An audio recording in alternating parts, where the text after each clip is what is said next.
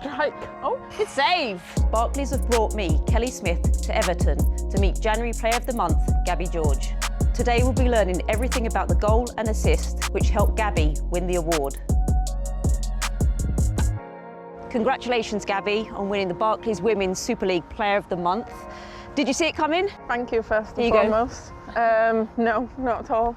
I was really surprised, to be honest. So you're the first defender this season to win Player of the Month. Do you find it harder for defenders to get recognition? Unless you score a worldie. Yeah, I do think it is harder as a defender because you never really get the limelights of the goals and assists, but I think I was buzzing to get the clean sheet, but I got a goal and assist what went along with it this month, it's delightful, but it just shows how far we're coming on as a team. I want you to go and show me how you produced that assist.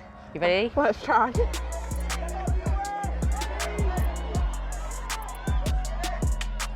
All right, Gabby, ready? Let's go. We've got Aggie acting as Katia. What I like about this goal is Jess Park did amazing to turn and face and play the ball in.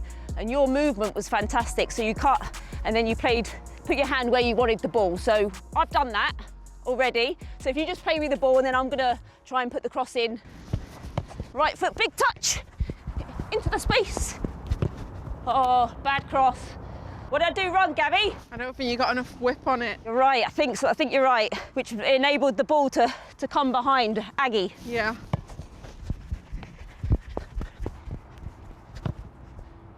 Woo!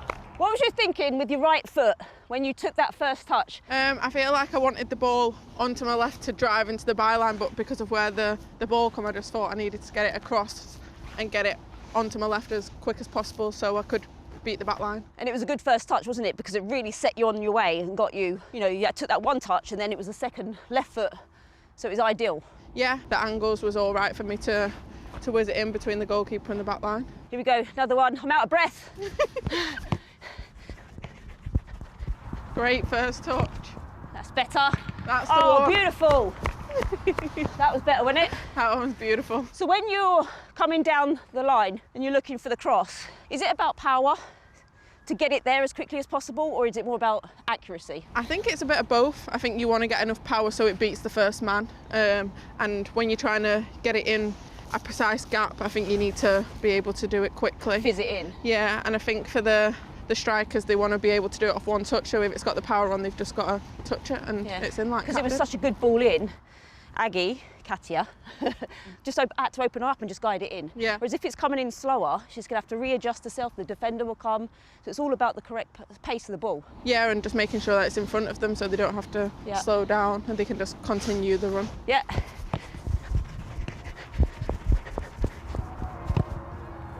Beautiful! Love that! Gabby George in the making. Gabby, what a goal.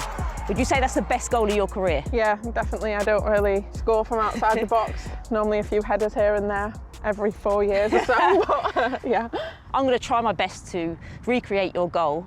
Do you think I can do it? Yeah, I think so. I think it's just payback for when you ripped me in the FA Cup final. Yeah, I remember it's in the box, pinned you and then turned. Sorry, yeah. You was a young kid back then, so you won't get burnt like that anymore because you're more experienced now, right? Exactly. You've made me learn.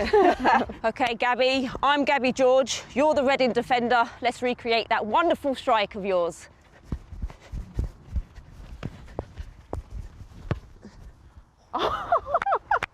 That's not bad. Give me 5 for that. Jeez, that's a first attempt. Happy with that with the right foot. Let's go. Okay, Wrap it up. so when you rode the challenge here, loads of space, what are you thinking? Well, at first I was driving forward and I seen Jess Park, she started to run across. So my first instinct was to try and slip her through, but then I feel like it was crowded and the defender was showing me very much so this way. So I thought if I go in. On your weaker foot. The world's yours.